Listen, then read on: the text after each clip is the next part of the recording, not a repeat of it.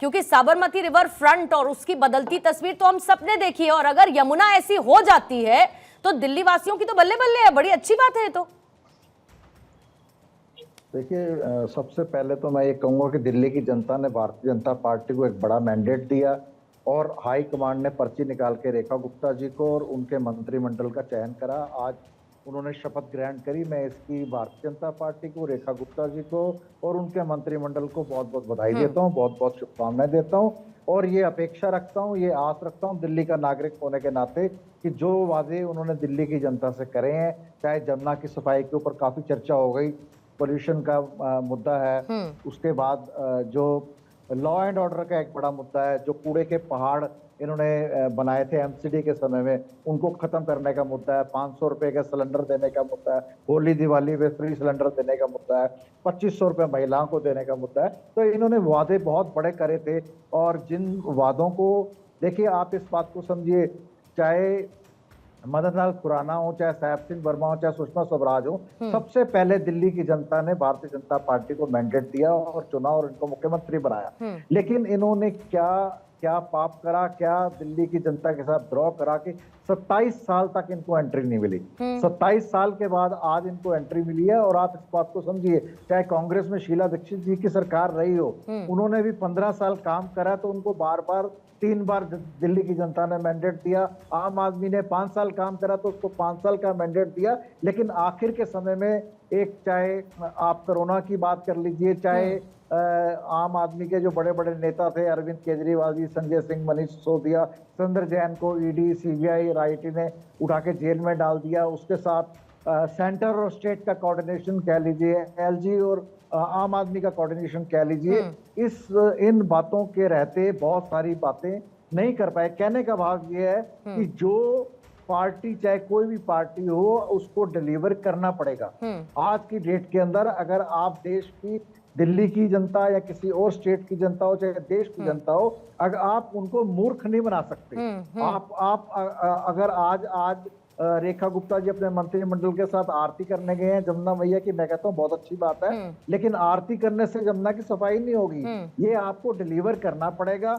इसमें कितना समय लगेगा, चाहे आपको हरियाणा से कोऑर्डिनेट करना पड़े, चाहे आपको यूपी से कोऑर्डिनेट करना पड़े, चाहे ये एक बहुत बड़ा चैलेंज है। और मैं दिल्ली का नागरिक होने के नाते ये अपेक्षा रखता हूँ कि दिल्ली की जो जमुना की सफाई है, जो पोल्यूशन का मुद्दा है, जो और मुद्दे हैं, चाहे कूड़े के पहाड़ के हों, चाहे लॉ एंड ऑर्डर के हों, मतलब, और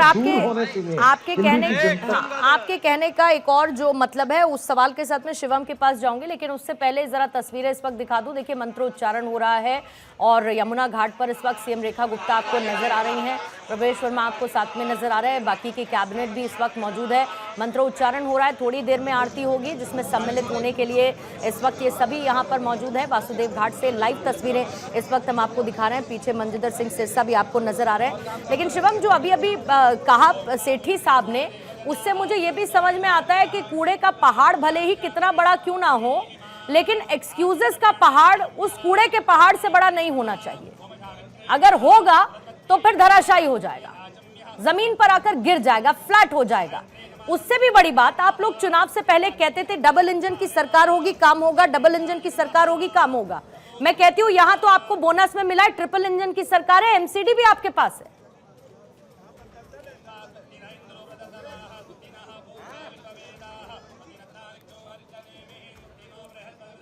शिवम, आपकी आवाज बीच में बिल्कुल एकदम नहीं, मैं बस यही कहना चाह रही थी कि यहाँ तो ट्रिपल इंजन की सरकार है आपकी, आप लोग डबल इंजन की बात करते थे, एमसीडी भी आपके पास ही है अब तो। अरे यार, नहीं, एमसीडी हमारे पास कहाँ है? हाँ, कैसे? नहीं, मैं आपसे देखिए एक चीज कहना चाहता हूँ, अगर आप मेरी आवाज सुन पा रहे हैं तो देखिए, हाँ देखिए, मैं एक चीज, आपकी आवाज बहुत ज्यादा ब्रेक हो रही बीच में। एनीवे, मैं एक चीज आपको कहना चाहता हूँ कि हाँ बिल्कुल, इसमें कोई दो राय नहीं है, विल की जरूरत बहुत है।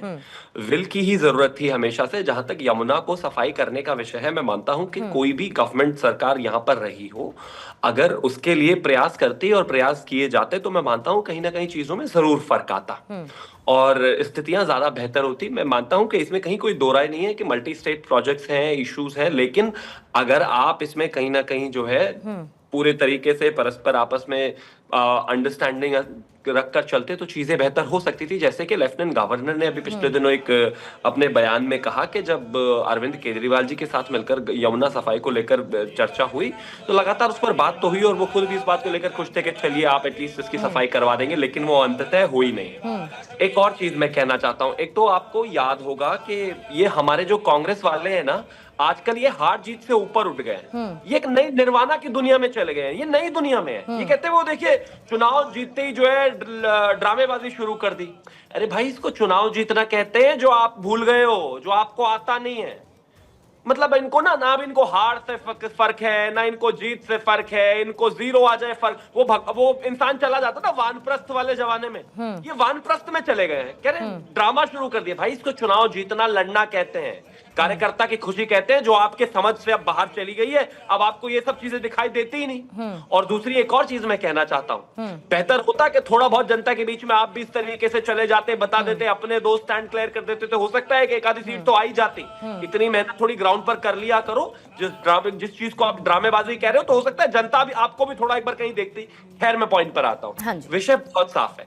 यहां पर जो है लगातार दो अलग अलग अंडरस्टैंडिंग का मामला है। अगर आप देखेंगे, आम आदमी पार्टी की तरफ से क्लैरिटी थी, उन्हें यमुना साफ नहीं करनी थी।